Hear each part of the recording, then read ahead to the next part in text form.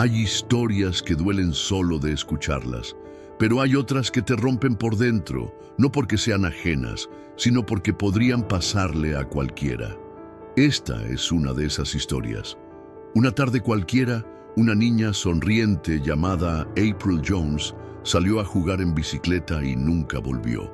Lo que vino después fue una pesadilla colectiva que destrozó a una familia, sacudió a una comunidad y dejó cicatrices en todo un país. Pero también reveló verdades duras, errores impensables y una maldad que se esconde donde menos lo esperas.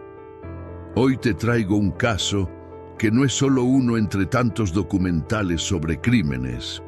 Es una advertencia con nombre y rostro. Nadie está preparado para perder de vista a un hijo en un abrir y cerrar de ojos, y mucho menos cuando se trata de una niña de apenas 5 años, como April Jones, que simplemente salió a jugar.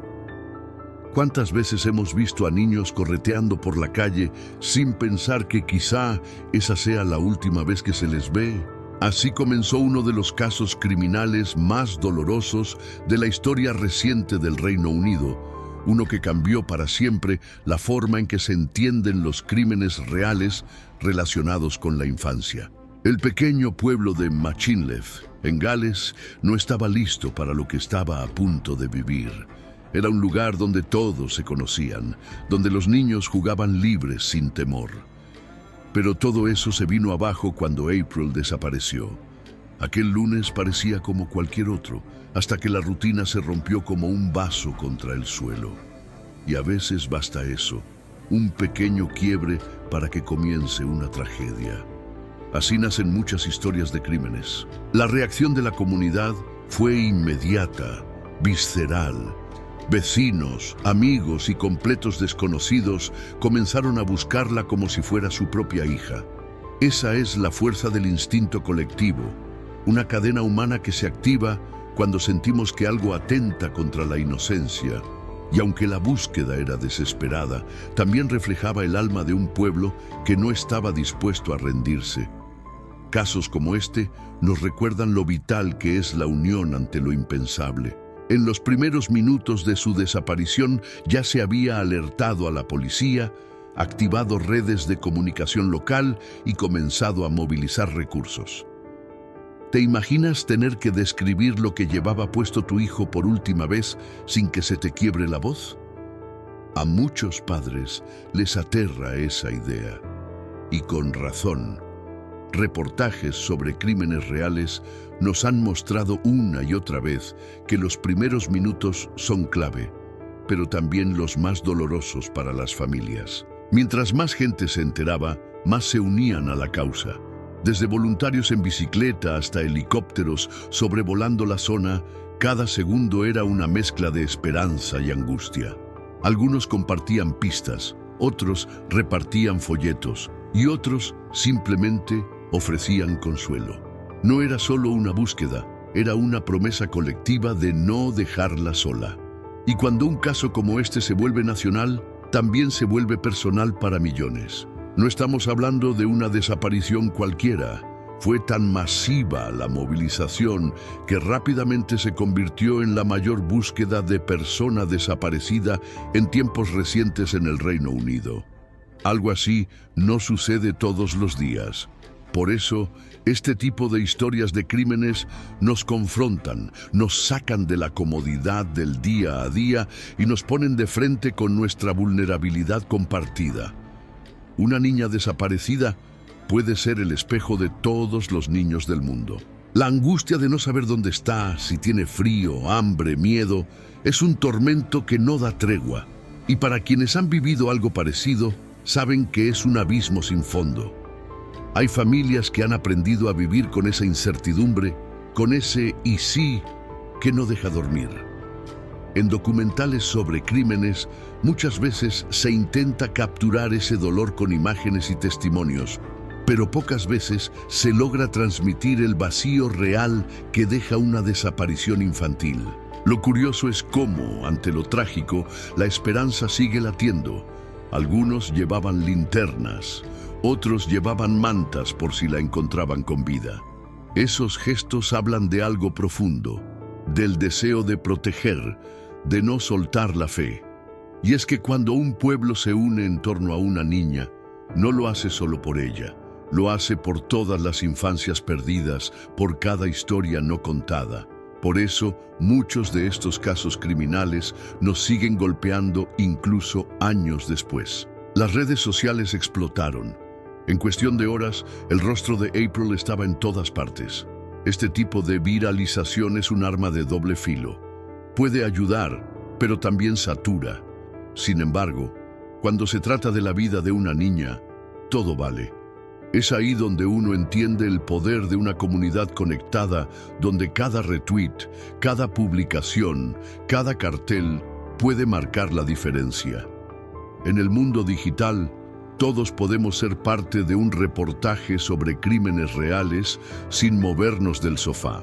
Y es apenas aquí donde todo comienza, porque la historia de April Jones no es solo la de una desaparición, sino también la de una búsqueda inquebrantable, una lucha comunitaria que se transformó en una obsesión nacional. Y aunque no sabían aún lo que vendría, lo cierto es que el reloj ya estaba corriendo, y con él cada esperanza, cada temor, cada pista. Porque cuando cae la noche en un pueblo que busca a una niña, lo último que se pierde es la fe. La vida de April era como la de cualquier niña feliz, llena de juegos, sueños simples y una rutina construida con amor.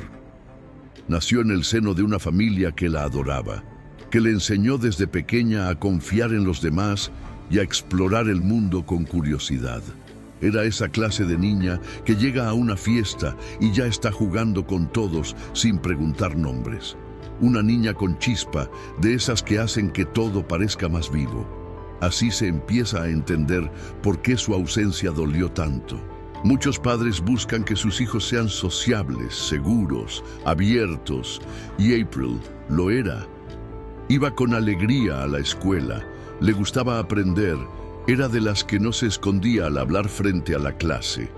Esa seguridad no era casualidad, era resultado de una infancia bien construida. A veces olvidamos que la confianza de un niño es como una plantita. Si la riegas con ternura, crece fuerte. Por eso, ver historias de crímenes donde estas infancias son interrumpidas golpea tan duro. Su bicicleta rosa era casi una extensión de ella. Quien ha tenido una bici de pequeño sabe lo que significa libertad. Es esa primera sensación de independencia, de movimiento sin pedir permiso. April no era una niña aislada, era activa, alegre, confiada. Le gustaba salir, explorar, pedalear sin miedo. Y esa es la parte más cruel de estos casos criminales. Arrebatan a quienes apenas empiezan a descubrir el mundo. No hay defensa posible cuando se abusa de la inocencia. Su familia, lejos de ser distante, era cálida, presente. Una mamá que la esperaba con merienda después de la escuela. Un papá que la animaba a aprender cosas nuevas. Hermanos con quienes compartía juegos y peleas típicas. Esa red afectiva no se improvisa. Muchos de los reportajes sobre crímenes reales comienzan con ese tipo de retrato. Una vida normal, estable, que luego se rompe sin aviso. Es como si alguien arrancara una página del cuento justo cuando empezaba a ponerse interesante. Es importante entender algo. April no vivía en un contexto de abandono ni negligencia. Su historia no encaja con los típicos prejuicios, y eso hace que todo sea aún más desconcertante, porque si ni siquiera los entornos amorosos protegen, ¿qué lo hace? Este tipo de historias de crímenes no solo sacuden por el acto en sí, sino por lo que simbolizan, la ruptura de un espacio seguro. Es ahí donde nos cala hondo, porque todos creemos vivir en una burbuja, hasta que se revienta. En los documentales sobre crímenes, muchas veces se remarca lo mismo. La rutina del día a día parece inofensiva, pero en realidad es lo que más expone a los niños. Porque confiamos en que todo seguirá igual, que si un niño se va al parque con su bici, volverá. que si va a casa de un amigo, regresará, pero no siempre pasa. Y por eso, contar estas historias no es solo un acto narrativo, es un acto de conciencia, de mirar más allá del relato y preguntarnos qué señales se nos escapan. April era también una niña con planes. Quería aprender a nadar mejor, decorar su habitación con estrellas, organizar una fiesta de cumpleaños en el parque. Cosas simples, pero valiosas. Y eso es lo que más duele, que alguien haya decidido apagar una vida llena de pequeñas metas. Cuando uno ve casos criminales como este, no solo se llora por la pérdida, sino por todo lo que no pudo ser. Y eso, créeme, pesa más de lo que parece. La comunidad escolar también la recordaba como una niña brillante, simpática, colaboradora. No era la que hacía bullying, era la que defendía. No era la que se aislaba, era la que integraba. Ese tipo de niños no abundan. Por eso, cuando desaparecen, el silencio es más fuerte. La silla vacía en el aula, el casillero que nadie quiere ocupar. Todo se convierte en un altar invisible, y cada espacio que ocupaba April se volvió un eco constante. Es en estos detalles donde se esconde el verdadero dolor. En el cuaderno a medio llenar, en la bicicleta apoyada contra la pared, en la voz que ya no se oye por los pasillos. Por eso estas historias de crímenes reales son tan difíciles de contar. No solo hablan de un crimen, sino de una interrupción brutal, de algo que debió continuar, pero no pudo. Y por eso mismo, cada vez que contamos su historia, es como si la hiciéramos pedalear un poco más. Y así, sin saberlo, April se convirtió en el corazón de una nación, no por fama ni por escándalo, sino por lo que representaba, la infancia en estado puro. Su sonrisa quedó estampada en miles de carteles, sus fotos circularon por todo el país y su historia comenzó a unir a extraños en una causa común. Pero lo más inquietante estaba por comenzar, porque esa tarde April no volvió a casa. Hay días que comienzan como cualquier otro y terminan marcados para siempre en la memoria colectiva. Ese 1 de octubre, April había ido a su clase de natación como solía hacer, una actividad rutinaria, inofensiva. Su madre le dio permiso para salir un rato a montar bicicleta. ¿Quién no lo haría? Estaba acostumbrada, conocía el barrio. Esa fue la última decisión normal antes de que todo se volviera pesadilla.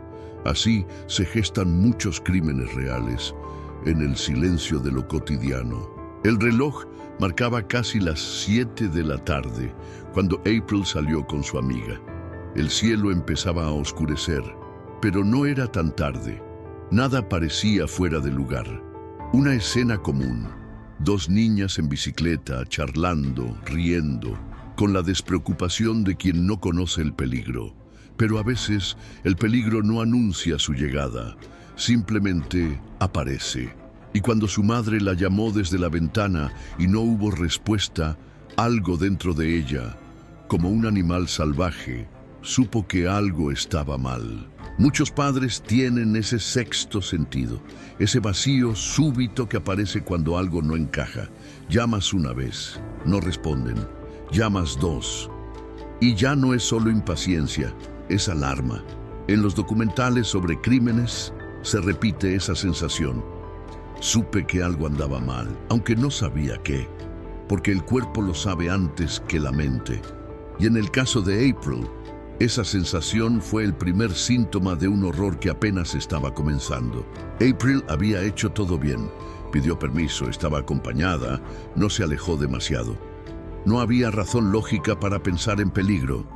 Eso es lo que hace que casos criminales como este duelan tanto. No hubo imprudencia ni negligencia, solo azar, destino, o como quieras llamarlo. Y eso, de alguna manera, es lo más terrorífico, que no hubo nada que anticipara lo que iba a pasar. Como una pieza que se mueve sola en un tablero sin reglas. La niña que la acompañaba fue la última persona que la vio. Imagina tener solo 5 o 6 años y cargar con esa imagen para siempre. tu amiga subiendo a una camioneta y desapareciendo. ¿Cómo procesas eso a esa edad? ¿Cómo explicas lo que viste sin entenderlo? Son detalles que muchas veces se pierden en los reportajes sobre crímenes reales, pero que marcan profundamente la historia. Porque no solo desaparece una víctima, también se rompe la infancia de los testigos. Y mientras una madre gritaba su nombre desde la puerta, mientras la cena se enfriaba sobre la mesa, en otro punto del pueblo una furgoneta se alejaba, sin ruido, sin testigos cercanos, sin dejar rastro inmediato. Algunos vecinos dijeron haber notado algo, otros no vieron nada. Así operan ciertos depredadores, se camuflan en lo ordinario. Casos como este nos enseñan que el peligro no siempre se ve como lo imaginamos. No lleva letreros. A veces solo lleva una chaqueta verde. Esa brecha de tiempo entre la desaparición y el reporte es crítica. Minutos que parecen horas. Horas que se vuelven una eternidad. Mientras algunos aún creían que April volvería con las rodillas raspadas y una sonrisa culpable, otros empezaban a entender que esta vez era distinto. Así se activan los protocolos, así comienza la búsqueda. Y muchas veces, así empiezan las peores historias de crímenes que uno pueda imaginar. Pero lo que diferencia este caso de otros es cómo se movilizó el instinto maternal, vecinal, humano. En ese instante, nadie se preguntó si había exageración.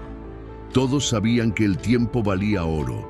Llamadas, mensajes, pasos rápidos, ojos atentos. La comunidad no esperó confirmaciones oficiales, porque cuando desaparece una niña, el corazón actúa más rápido que cualquier sistema. Y cuando se apaga la voz de una madre, se enciende el grito de todo un pueblo.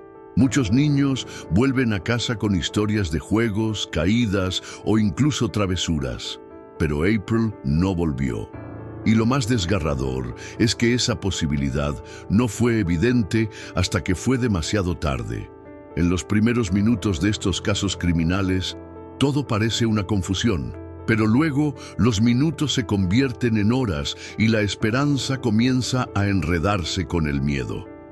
En ese cruce se decide el rumbo de todo lo que vendrá. Y así, en esa ventana del tiempo entre el permiso para jugar y el silencio que no cesó, comenzó el verdadero abismo.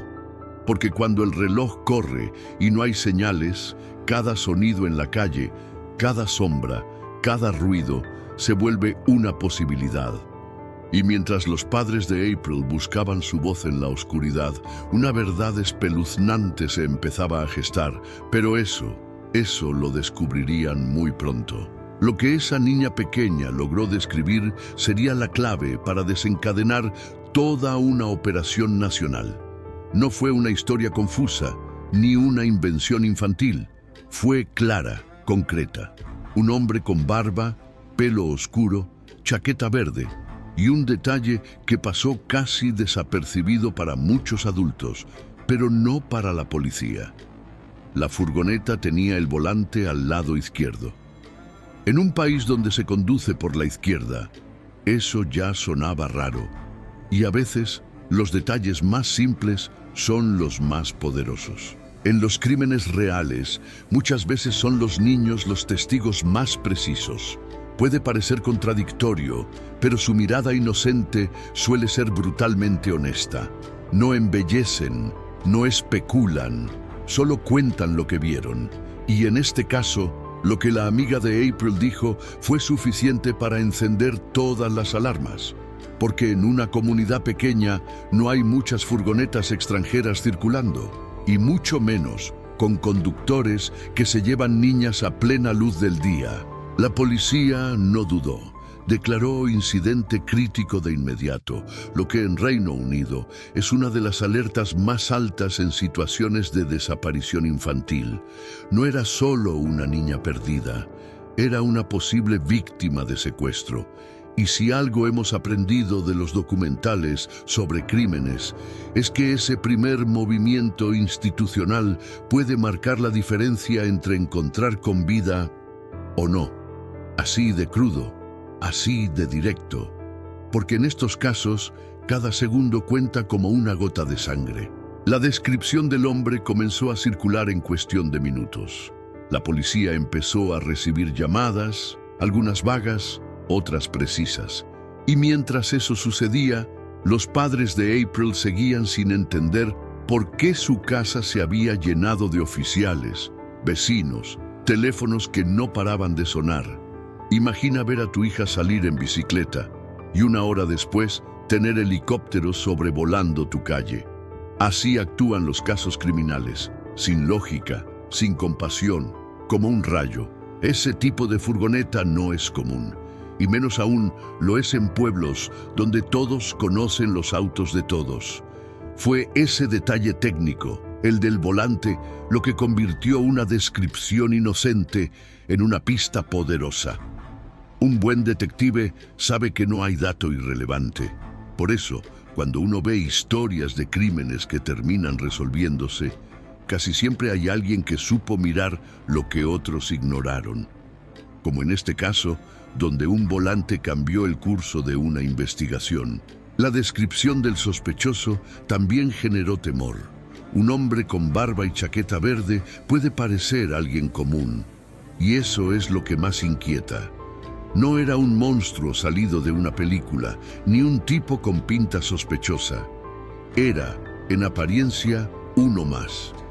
Y ahí es donde estos reportajes sobre crímenes reales nos tocan la fibra, cuando nos muestran que el peligro a veces no tiene rostro de villano, que puede parecer el vecino, el cliente de la tienda, el que saluda cada mañana. La rapidez con la que se activó la alerta no fue casualidad. Ya había protocolos desarrollados tras otros casos anteriores en el país, como el de Sarah Payne. El Reino Unido aprendió a no perder tiempo, a actuar como si la vida de cada niño dependiera del primer paso. Y es que, en muchos casos criminales, el primer error es la demora. Aquí no hubo margen para eso. La policía se volcó con todo. Era una carrera contra un enemigo sin rostro, pero no sin huellas. Los oficiales comenzaron a recorrer las calles preguntando por ese tipo de vehículo. Se revisaron grabaciones de cámaras de seguridad. Se revisaron listas de propietarios de furgonetas con volante invertido. Se apeló a la prensa local. Y algo empezó a moverse. Porque cuando se trata de crímenes reales como este, todo esfuerzo, por pequeño que sea, puede ser la chispa que prenda el fuego de una pista clave. Nadie duerme. Nadie descansa. Mientras tanto, la comunidad se enfrentaba a una mezcla de esperanza y terror. Todos querían creer que la niña estaba bien, pero la imagen de ella subiendo a esa furgoneta, guiada por un adulto desconocido, les desgarraba por dentro. ¿Y si fue obligada? ¿Y si la engañaron con dulces, con promesas? Las preguntas comenzaban a caer como una lluvia helada, y con cada gota, el miedo se hacía más real, más denso, más difícil de ignorar. Y así, en medio de la noche que caía sobre Machinlet, con los corazones apretados y las calles llenas de policías y vecinos que se negaban a rendirse, una cosa quedaba clara. Esa furgoneta no era un simple vehículo, era una cápsula de tiempo, una frontera entre el mundo que conocían y lo que estaba por venir. Porque la búsqueda apenas comenzaba y lo que descubrirían más adelante cambiaría todo. Lo que ocurrió después fue como ver el alma de un país despertando de golpe. La desaparición de April no quedó en un titular de periódico ni en un rumor que se apaga al anochecer. No, fue una llamada a la acción. Y cuando algo así toca a una comunidad, se transforma en un instinto colectivo. Las redes sociales explotaron, los teléfonos no paraban de sonar, los grupos de WhatsApp y Facebook se llenaron de mensajes. Era como si todo el mundo se hubiese puesto de pie al mismo tiempo. En menos de 24 horas, la historia de April ya circulaba en todas las direcciones. Personas que nunca habían pisado Machinlet empezaban a conocer cada rincón del pueblo gracias a los mapas digitales, los videos caseros, los foros de usuarios preocupados. Así funcionan hoy muchos reportajes sobre crímenes reales. Se convierten en fenómenos virales. Pero en este caso, la viralidad fue una herramienta de rescate, no de espectáculo. Una comunidad digital buscando a una niña de carne y hueso. Los voluntarios llegaban con linternas, perros, binoculares, mantas, termos con café. Algunos venían de pueblos vecinos, otros de ciudades lejanas. No importaba el origen, todos tenían un propósito, y entre ellos había de todo. Padres, abuelos, jóvenes, profesores, hasta recolectores de basura interrumpieron sus rutas para sumarse a la búsqueda.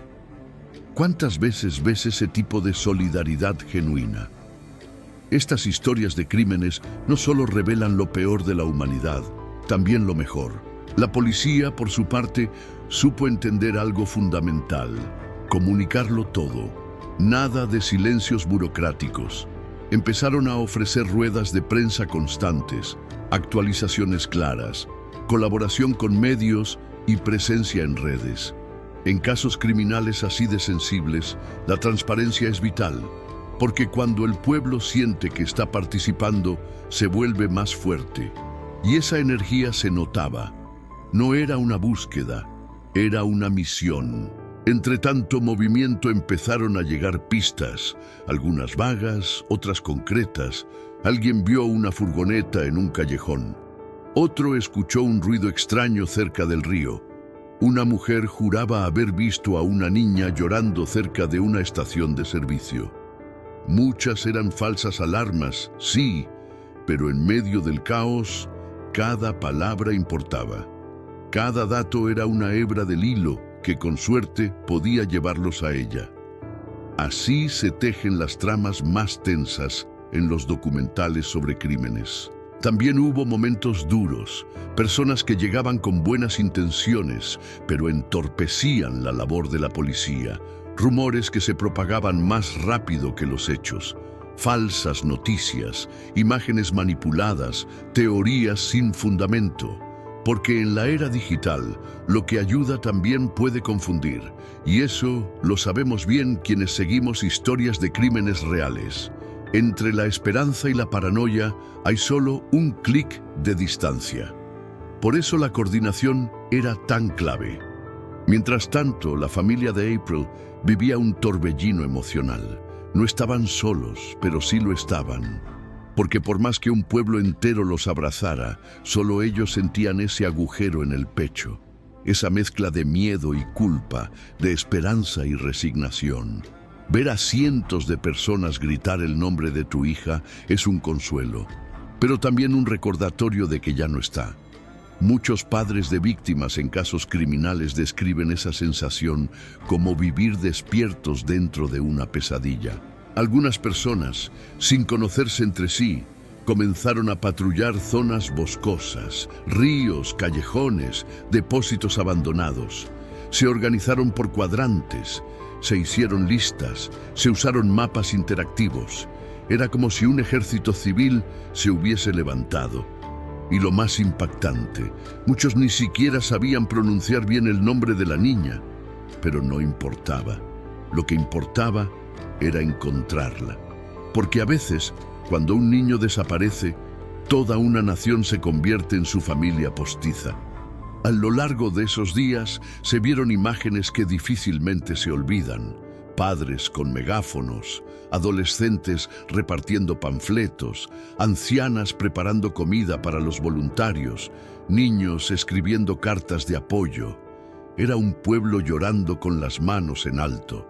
Y en medio de todo eso, la pregunta que nadie decía en voz alta era: ¿y si ya es demasiado tarde? Pero esa pregunta flotaba, pesada como el aire antes de una tormenta. Y aunque la intensidad de la búsqueda no disminuía, la tensión comenzaba a dejar marcas en los rostros, en las conversaciones, en los silencios, porque cuando uno busca con tanto fervor y no encuentra nada, empieza a dudar de todo, de las pistas, del tiempo, incluso de uno mismo. Pero justo cuando la desesperanza comenzaba a ganar terreno, un nombre empezó a repetirse entre las conversaciones de los oficiales. Un hombre del pueblo conocido, pero con un detalle que lo ponía en el centro de todo. El nombre que todos empezaban a escuchar con recelo era Mark Bridger. No era un extraño para el pueblo, y tal vez eso fue lo más inquietante. Siempre había estado ahí. Era uno de esos rostros que la gente reconoce, pero no necesariamente conoce. Y ahora, de golpe, se convertía en el centro de una tormenta. Tenía una furgoneta gris con el volante a la izquierda. Demasiadas coincidencias. Y en los crímenes reales, las coincidencias rara vez son inocentes. Las cámaras de vigilancia, que al principio parecían poco útiles, comenzaron a hablar. Vieron pasar una furgoneta gris en una hora clave. Algunos testigos aseguraron que vieron a Bridger por la zona. Su rostro, que nunca llamó demasiado la atención, empezó a aparecer en pantallas de computadoras, pizarras policiales y conversaciones entre vecinos. De pronto, un nombre y un vehículo se volvieron el eje de toda una operación. Así ocurre en los casos criminales. Todo se alinea en torno a una figura. Bridger fue interrogado. No se resistió. No negó conocer a April, pero tampoco ofreció respuestas claras. Su versión fue desconcertante. Dijo que había atropellado accidentalmente a la niña, que se asustó, entró en pánico y luego no recordaba nada más. ¿Memoria borrada por el estrés? Podría sonar plausible, pero los investigadores saben que cuando alguien mezcla excusas vagas con emociones selectivas, lo que huele mal no es solo la historia. En documentales sobre crímenes, este tipo de relato es casi un cliché. Su explicación parecía diseñada para calmar a todos sin comprometerse del todo. Admitía un error, pero lo envolvía en confusión, una táctica común. No negarlo por completo, pero tampoco confesar. Entre el gris de esa versión, los oficiales sabían que tenían que escarbar más, porque cuando alguien dice «no me acuerdo», en muchos casos, lo que está haciendo es ganar tiempo. Y en historias de crímenes como esta, el tiempo perdido puede significar verdad perdida. Lo más inquietante era su serenidad. No se mostraba desbordado ni tembloroso. Parecía tener una historia ensayada, pero sin emoción. Y eso es lo que más descoloca a quienes investigan, la frialdad. Porque un hombre que supuestamente atropelló a una niña no actúa con calma. No duerme, no come, no logra hilar frases. Pero Bridger lo hacía. Esa frialdad, ese control, eran más alarmantes que cualquier berrinche. En crímenes reales, el lenguaje corporal muchas veces dice más que las palabras. También estaba el asunto de su historial. No era alguien con antecedentes penales importantes, pero sí con una vida personal caótica. Empleos inestables, relaciones rotas, versiones contradictorias sobre su pasado. Era una de esas personas que se reinventan constantemente, a conveniencia. Y en los casos criminales, quienes viven de mentiras pequeñas a menudo esconden verdades grandes. Lo que en otros contextos parece irrelevante, en una desaparición se vuelve sospechoso. La comunidad no tardó en reaccionar. Algunos no podían creer que fuera él. Otros, de pronto, recordaban cosas que antes no les parecían extrañas. Así funciona la memoria colectiva. Empieza a atar cabos cuando el foco de atención se enciende. En muchos reportajes sobre crímenes reales, es habitual ver cómo el pasado de alguien toma otra forma cuando se le mira con lupa. Las excentricidades se transforman en señales, los silencios en alarmas. Mientras tanto, Bridger seguía manteniendo su versión del accidente, pero no había pruebas de atropello, ningún rastro en la carretera, ningún daño en el vehículo, nada que respaldara su historia, solo palabras, y las palabras sin pruebas pesan poco. Por eso la policía decidió ir más allá, porque cuando un sospechoso insiste en algo sin base, es señal de que está desviando la atención. Y en los crímenes reales, quien desvía suele ocultar. No fue arrestado de inmediato, Primero se le siguió, se le estudió, se vigiló cada paso. Los investigadores sabían que un movimiento en falso podía hacerlo huir, borrar rastros o incluso volverse violento, así que jugaron al ajedrez. Y eso es algo que no siempre se muestra en los documentales sobre crímenes, el nivel de estrategia, paciencia y cálculo que implica capturar a alguien que posiblemente ya cometió lo irreparable. No es solo arrestar, es construir un caso. Y así, mientras el pueblo seguía buscando, mientras los voluntarios seguían gritando el nombre de April por los bosques y calles, la policía miraba a un solo hombre, uno que, bajo una apariencia común, parecía esconder un relato macabro. Aún no lo sabían con certeza, pero todo indicaba que la clave no estaba ya en los bosques, sino dentro de una casa con olor a productos de limpieza y secretos mal enterrados. La casa de Mark Bridger se convirtió en un campo minado emocional para los investigadores. Desde el primer paso que dieron dentro, supieron que no estaban simplemente entrando a una vivienda, sino probablemente al escenario del crimen. La atmósfera era extraña, limpia, demasiado limpia en algunas zonas y caótica en otras. Ese contraste no era casual. En los casos criminales, los detalles desentonados casi siempre revelan una verdad oculta. El equipo forense comenzó a trabajar minuciosamente. En una alfombra, en un rincón que parecía haber sido frotado con cloro, detectaron manchas sospechosas. Las enviaron a analizar. También tomaron muestras de la chimenea, la cocina, los pasillos. Cada centímetro cuadrado fue tratado como prueba potencial. En muchos documentales sobre crímenes reales, esta parte es silenciosa, tensa, pero decisiva. El silencio del espacio habla por sí solo cuando se sabe escuchar. Cuando llegaron los resultados, el ambiente en la estación policial se congeló. Era sangre de April. Pequeñas gotas, pero inequívocas. Estaban en lugares clave, no donde uno esperaría que una niña herida por accidente hubiese pasado. Estaban en la sala, en la alfombra cerca del fregadero. Y eso desmentía de inmediato la historia del accidente. Porque si algo había quedado claro, era que April nunca salió viva de esa casa. En los crímenes reales, la sangre casi nunca miente. A medida que se profundizaban los registros, encontraron algo aún más perturbador. En la computadora de Bridger, escondido bajo carpetas con nombres anodinos, había un infierno digital.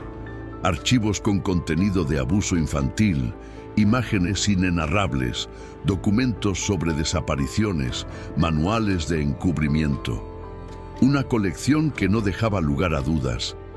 El tipo de monstruo que estaban buscando no era un improvisado. En las historias de crímenes, este tipo de hallazgos redefinen todo. Los agentes sabían que no podían cometer errores. Necesitaban cada prueba correctamente documentada, cada paso bien fundamentado.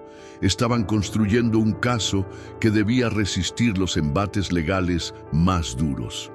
Porque en este tipo de casos criminales, el mínimo fallo puede hacer que un culpable quede libre.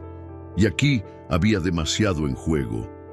No solo justicia para April, sino seguridad para muchas otras niñas. Pero había algo que no aparecía, el cuerpo, ni rastro, y eso los atormentaba, porque sin cuerpo había un margen de duda. Por eso las búsquedas se intensificaron. Se revisaron ríos, pozos, incineradores, montes.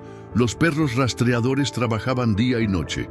Era como buscar una aguja en un campo de lodo. Y eso, en los reportajes sobre crímenes reales, es una parte que muchas veces se minimiza: el impacto emocional de no encontrar un cuerpo. Es como tener una herida abierta sin posibilidad de cerrar. Bridger, ante todo esto, se mantenía frío. Dijo que no recordaba dónde había puesto a la niña, que todo había sido confuso, que quizá la dejó en algún sitio, pero que no tenía la menor idea de cuál. Una narrativa que mezclaba cinismo con burla, porque los investigadores sabían que ese tipo de respuestas no eran solo evasivas, eran crueles. En las historias de crímenes, cuando un culpable se burla del dolor ajeno, lo hace desde un lugar de poder enfermo. El hecho de que hubiese limpiado partes de la casa con productos químicos confirmaba lo que todos temían. Bridger intentó ocultar el crimen. No fue pánico, fue cálculo. No fue accidente, fue ejecución. Y eso cambia todo. Porque en los casos criminales, diferenciar entre un crimen pasional y uno premeditado marca la diferencia entre la prisión y la cadena perpetua. Aquí, las pruebas apuntaban a lo segundo. Mientras la comunidad lloraba en vigilia, con velas encendidas y peluches en las esquinas de las calles, la policía se enfocaba en llenar los huecos del caso. Sabían que si no encontraban a April, al menos debían armar una narrativa tan fuerte, tan irrefutable, que un jurado no tuviera escapatoria. Porque en los documentales sobre crímenes, cuando no hay cuerpo, el peso de las pruebas debe ser tan demoledor como una confesión. Y así, el caso se transformaba en algo más que la desaparición de una niña.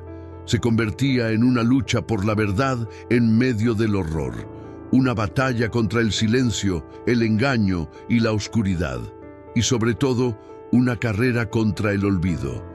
Porque mientras no apareciera el cuerpo, la historia de April seguiría siendo una herida sangrante que pedía justicia con cada gota.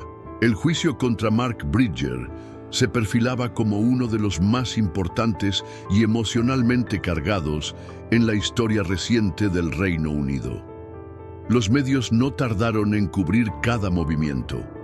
Las familias, las comunidades, incluso desconocidos, seguían de cerca cada etapa del proceso, porque este no era solo un caso legal, era un símbolo del dolor colectivo. Y en los documentales sobre crímenes reales, ese tipo de juicios son puntos de quiebre social. Desde el primer momento, Bridger se declaró inocente. Según él, April murió por accidente y luego, en estado de shock, él no supo qué hacer. Dijo que intentó cubrir la escena porque tenía miedo.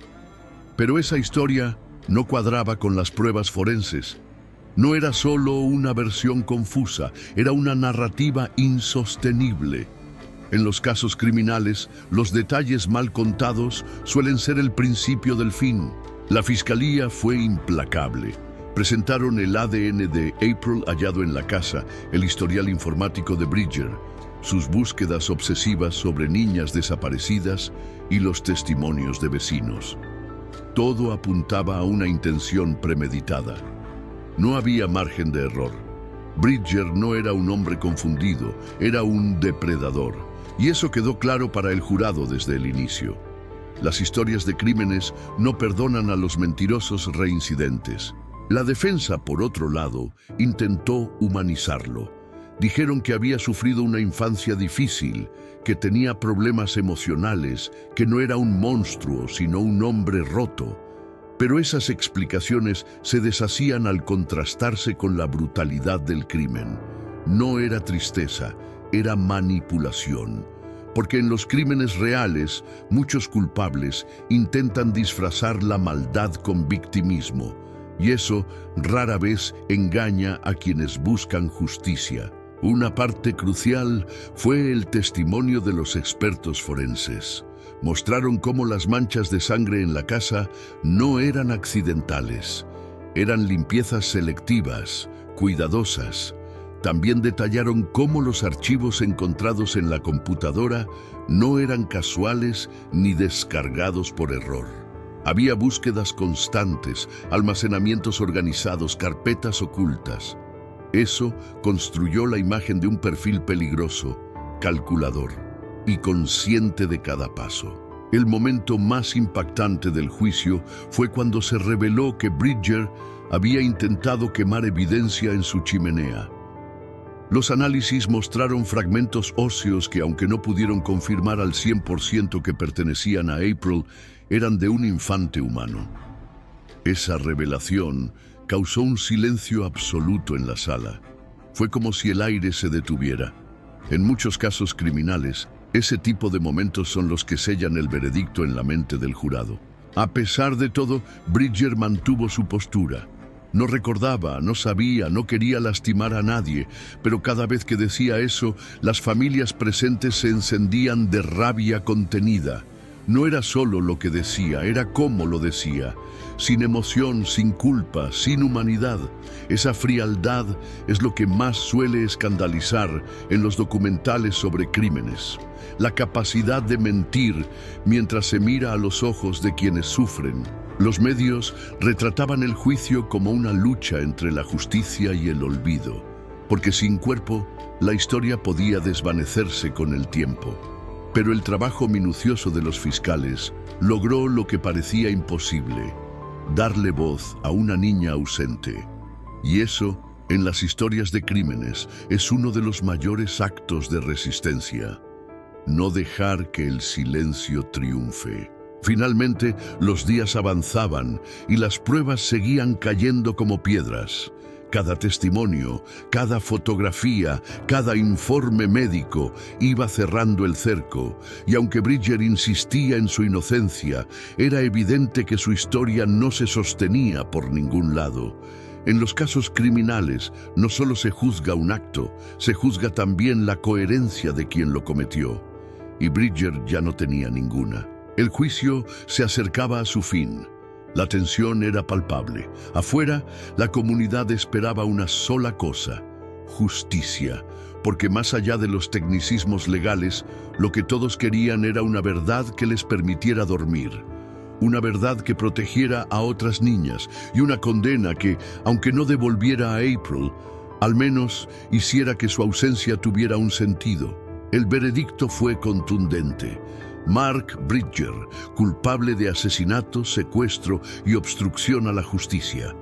El juez no tuvo reparos en dictar una sentencia ejemplar: cadena perpetua sin posibilidad de libertad condicional. Fue una decisión que resonó como un suspiro de alivio colectivo. En los documentales sobre crímenes, este tipo de momentos suelen presentarse como el cierre judicial, pero nunca como el cierre emocional. El juez fue claro en sus palabras. Llamó a Bridger un mentiroso patológico, manipulador y un hombre peligroso que sabía exactamente lo que hacía. Dijo que su crimen era tan atroz que nunca debía recuperar la libertad. Para muchas personas, escuchar eso fue un acto reparador. La familia de April no celebró, pero sí respiró. Lloraron. Se sostuvieron entre sí como lo habían hecho durante meses. Su dignidad durante el juicio fue ejemplar y su temple frente a los medios, admirable. En vez de hundirse, decidieron transformar el dolor en memoria. Y eso, en los crímenes reales, es un gesto de valentía que no todos logran sostener. La comunidad de Machinleth también respondió con unidad. Se plantaron árboles en nombre de April. Se crearon becas escolares con su nombre. Se establecieron grupos de vigilancia comunitaria. Todo el pueblo decidió que esa tragedia no sería solo una herida, sino una causa. Porque a veces, en medio de la oscuridad de las historias de crímenes, nace una luz que no se deja apagar. Las escuelas de la zona comenzaron a educar a los niños en temas de seguridad personal. Se dieron talleres para padres sobre cómo hablar de peligros sin generar miedo. Los policías locales recibieron capacitación para actuar más rápido en desapariciones. Esa transformación colectiva fue una de las consecuencias más poderosas de este caso, porque las lecciones más duras, si se toman en serio, pueden salvar vidas. El caso de April también cambió la forma en que se tratan las desapariciones infantiles en Reino Unido. Se revisaron protocolos, se modernizaron sistemas de búsqueda y se crearon redes de cooperación más eficaces entre autoridades. En los casos criminales que marcan una época suele pasar esto. El dolor obliga a mejorar lo que antes se ignoraba. Mark Bridger fue enviado a una prisión de alta seguridad. Desde entonces vive bajo vigilancia constante. Nunca ha mostrado arrepentimiento genuino. Y su nombre quedó marcado para siempre como sinónimo de monstruo. En los reportajes sobre crímenes reales, su rostro suele ser mostrado no como advertencia, sino como evidencia de que el mal puede vestirse de vecino común. Mientras tanto, la figura de April se volvió símbolo. Su rostro apareció en campañas nacionales. Su sonrisa quedó plasmada en murales, camisetas y vigilias. No como un recuerdo trágico, sino como una voz que impulsa a proteger a otros.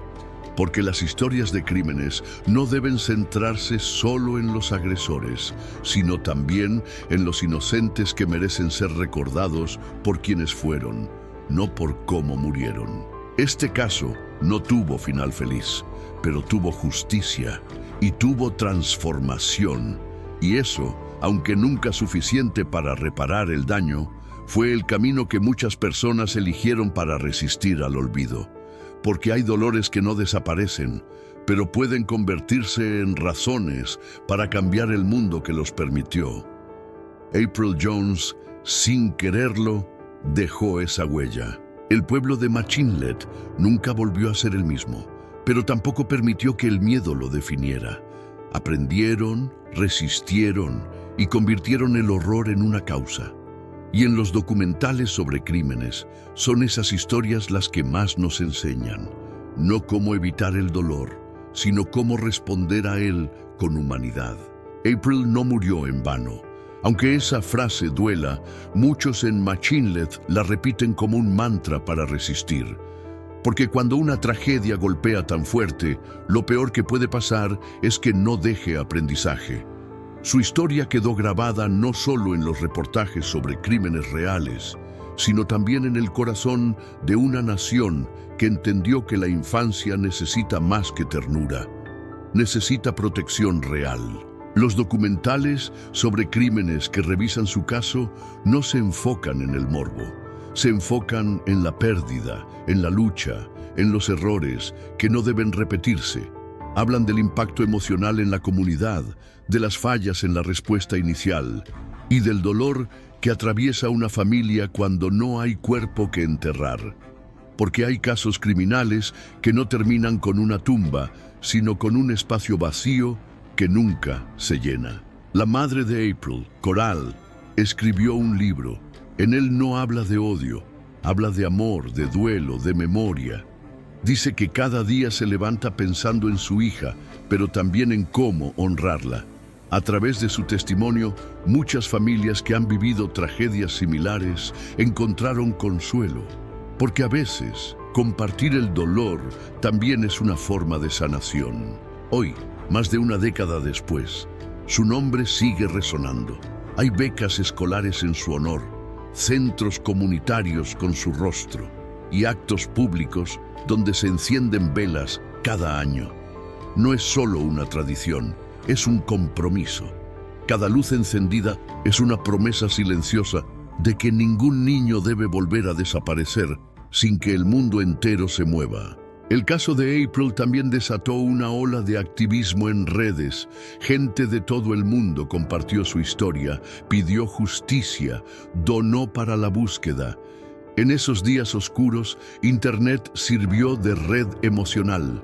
Y si bien no salvó su vida, sí sostuvo a quienes la amaban. Porque en las historias de crímenes, la solidaridad suele ser lo único que no se pierde. Los programas de prevención infantil se fortalecieron, las campañas contra abusadores tomaron fuerza y en cada rincón del país se empezó a hablar más abiertamente del riesgo que corren los niños incluso dentro de sus propios vecindarios. Fue una llamada de atención que nadie quiso escuchar, pero que terminó sacudiendo conciencias. Los medios, con el tiempo, aprendieron a contar esta historia desde el respeto. Evitaron el sensacionalismo, dieron voz a la familia y usaron el caso para educar. Porque cuando se cuentan bien los crímenes reales, no solo se denuncia el horror, también se honra a las víctimas. Y April merecía eso. Merecía no ser solo una estadística, sino una historia que conmueve y transforma. En la escuela donde April estudiaba, hoy hay un jardín en su honor. Los niños juegan allí, entre flores y dibujos. Los maestros les cuentan quién fue ella y por qué su memoria importa. Es una manera hermosa de recordar que, aunque le arrebataron la vida, su existencia sigue sembrando ternura, conciencia y empatía. Su historia también nos invita a mirar a nuestro alrededor, a no bajar la guardia, a estar presentes, porque el mal rara vez se anuncia, pero muchas veces deja señales. Y cada uno de nosotros tiene la capacidad de hacer la diferencia. No siempre como héroes, pero sí como ojos atentos, como adultos responsables, como sociedad que no se calla. April Jones fue una niña feliz, valiente y querida. Su muerte fue un crimen imperdonable, pero su recuerdo, vivo en tantas acciones y corazones, es también un acto de resistencia.